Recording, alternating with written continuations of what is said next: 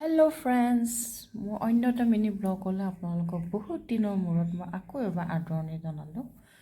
এয়া হৈছে আমাৰ বঙাইগাঁৱত অৱস্থিত বাগেশ্বৰী মন্দিৰৰ কিছু মুহূৰ্ত। সেইদিনাখন আছিল শিৱৰাত্ৰি, তাৰমানে ২৬ ফেব্ৰুৱাৰী ২০২৫ চন। আমাৰ ঘৰতো পূজা আছিলে।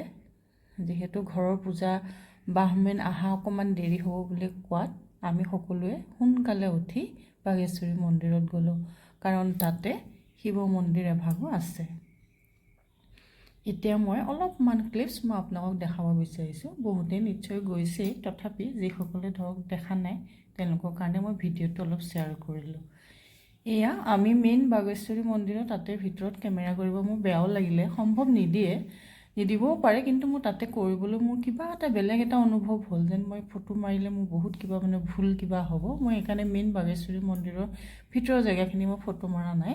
কিন্তু তাৰ পৰা ওলাই আহি এয়া মোৰ ছোৱালীয়ে ধৰক শিৱ মন্দিৰৰ যিভাগ স্থাপনা কৰা আছিলে তাতে তেওঁ হেৰি দিছে।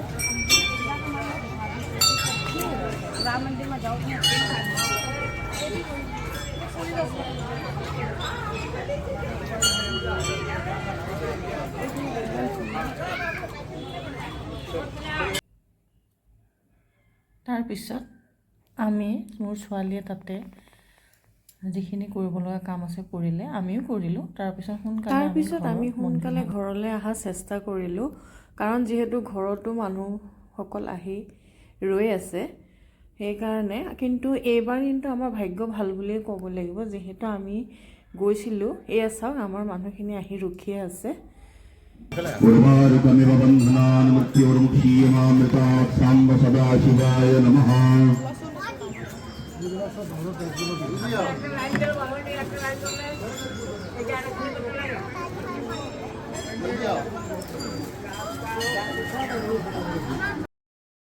যিহেতু আমি খুব সোনকালে গৈছিলোঁ, সেইকাৰণে আমি কম ভিৰতে আমি সোনকালে কামখিনি কৰি ওলাই আহিব পাৰিলোঁ। কিন্তু এনেই তাতে মন্দিৰভাগ খোলোতে ৯টা চাৰে ৯টা বাজে। কিন্তু যিহেতু শিৱৰাত্ৰি আছিলে সেইকাৰণে তেওঁলোকে সেইদিনাখন সোনকালে কাম কাজবিলাক চবৰে ফ্ৰী হৈছিলে। মন্দিৰৰ যিখিনি কৰণীয় কাম থাকে তাৰ পিছতে পূজাভাগ হয়, কিন্তু আমাৰ ভাগ্য ভাল আছিলে কাৰণে সোনকালে আমি সেই সকলোখিনি বস্তু আমি পালোঁ।